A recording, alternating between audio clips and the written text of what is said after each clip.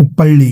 ಸಹ್ಯಾದ್ರಿಯ ನಿಬಿಡ ಕಾನನದ ಮಡಿಲಲ್ಲಿ ಮಂಜಿನ ಮುಸುಕಿನಿಂದ ಮೈ ತುಂಬಿಕೊಂಡು ಮಳೆ ಹನಿಗಳ ಮಂದ್ರನಾದವನ್ನು ಹೊತ್ತು ನಿಂತಿರುವ ಒಂದು ಪುಟ್ಟ ಕಾವ್ಯಭೂಮಿ. ಕುವೆಂಪುರವರು ಹೇಳಿದ ಒಂದು ಮಾತು, ಸಮಯ ಸಿಕ್ಕಾಗಲೆಲ್ಲ ಮಾತನಾಡುತ್ತಿರಿ, ಮಿಡಿಯುತ್ತಿರುವ ಹೃದಯ ಯಾವಾಗ ನಿಲ್ಲುವುದು ಯಾರಿಗೆ ಗೊತ್ತು ಎಂದು ಕವಿಯ ಮಾತುಗಳನ್ನೇ ತುಸು ಬದಲಾಯಿಸಿ, ಸಮಯ ಸಿಕ್ಕಾಗಲೆಲ್ಲ ಓಡಾಡ್ತಾ ಇರಿ, ಬಡಿಯುತ್ತಿರುವ ಈ ಹೃದಯ ಯಾವಾಗ ನಿಲ್ಲುವುದು ಯಾರಿಗೆ ಗೊತ್ತು ಎಂದು ನನ್ನದೇ ಶೈಲಿಯಲ್ಲಿ ಹಣೆದು ಹಚ್ಚ ಹಸಿರಿನ ಮಲೆನಾಡಿನ ಕಾನನದ ಮಡಿಲಲ್ಲಿ ಸಾಲು ಸಾಲು ಅಡಿಕೆ ಮರಗಳ ನಡುವೆ ಕಂಗೊಳಿಸುವ ಆ ಕವಿಮನೆ ಅಂಗಳಕ್ಕೆ ಕಾಲಿಟ್ಟು ನಿಂತಾಗ ನಮ್ಮನ್ನು ಪ್ರಸನ್ನತೆಯಿಂದ ಸ್ವಾಗತಿಸುವುದು ಅಲ್ಲಿನ ಅಪೂರ್ವವಾದ ಪ್ರಶಾಂತತೆ. ಇದೇ ಪ್ರಶಾಂತತೆಯೇ ಕುವೆಂಪುರವರನ್ನು ಯುಗದ ಕವಿ, ಜಗದ ಕವಿ, ರಾಷ್ಟ್ರಕವಿ, ವಿಶ್ವಮಾನವ, ಜಗದ್ಗುರು, ಅಭಿನವ ಪಂಪನಾಗಲು ಪ್ರೇರೇಪಿಸಿತು. ಹಳೆಯ ಕಾಲದ ದೊಡ್ಡ ದೊಡ್ಡ ಹೆಂಚಿನ ಮಾಡುಗಳು, ನಿಚ್ಚಳವಾಗಿ ಕಂಗೊಳಿಸುವ ತೇಗದ ಬೃಹತ್ ಮರದ ಕಂಬಗಳು, ಒಳಗೆ ಇಳಿದು ಬೆಳಕು ನೀಡುವ ತೊಟ್ಟಿಲ ಮನೆ ಹಾಗೂ ಗಂಭೀರವಾದ ಹೆಬ್ಬಾಗಿಲು ನಮ್ಮನ್ನು ಕ್ಷಣ ಮಾತ್ರದಲ್ಲಿ ಅಂದಿನ ಕಾವ್ಯಲೋಕದ ವೈಭವಕ್ಕೆ ಕರೆದೊಯ್ಯುತ್ತವೆ.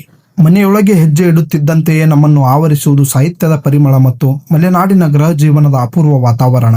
ಒಳಾಂಗಣದಲ್ಲಿ ಕುವೆಂಪು ಅವರು ಬಳಸುತ್ತಿದ್ದ ಪೆನ್ನು, ಕನ್ನಡಕ, ಬರೆದ ಮೂಲ ಹಸ್ತಪ್ರತಿಗಳು ಹಾಗೂ ರಾಮಾಯಣ ದರ್ಶನಂ ಕೃತಿಗೆ ದೊರೆತ ಜ್ಞಾನಪೀಠ ಪ್ರಶಸ್ತಿಯ ಫಲಕಗಳು ಒಂದೆಡೆಯಾದರೆ, ಮಲೆನಾಡಿನ ಸಂಸ್ಕೃತಿಯನ್ನು ಜತನವಾಗಿ ಕಾಯ್ದಿಟ್ಟಿರುವ ಪ್ರತಿಯೊಂದು ವಸ್ತುವು ನಮ್ಮನ್ನು ಬೆರಗುಗೊಳಿಸುತ್ತದೆ. ಅಲ್ಲಿ ಸುಂದರವಾಗಿ ಜೋಡಿಸಿಟ್ಟಿರುವ ಚನ್ನೆಮಣಿ, ನಾಮದ ಪೆಟ್ಟಿಗೆ, ಬೆತ್ತದ ಬಟ್ಟೆ ಬುಟ್ಟಿ, ಹಳೆ ಕಾಲದ ಮರದ ಮತ್ತು ಕಬ್ಬಿಣದ ತೊಟ್ಟಿಲುಗಳು, ಅಡುಗೆ ಮನೆಯ ಹಳೆ ಪಾತ್ರೆಗಳು, ಮಲೆನಾಡಿನ ಗ್ರಾಮೀಣ ಬದುಕಿನಲ್ಲಿ ಬಳಸುತ್ತಿದ್ದ ದಿನಬಳಕೆಯ ನಾನಾ ರೂಪದ ವಸ್ತುಗಳು ನಮ್ಮನ್ನು ಕುವೆಂಪು ಅವರ ಬಾಲ್ಯದ ದಿನಗಳಿಗೆ ಕರೆದೊಯ್ಯುತ್ತವೆ.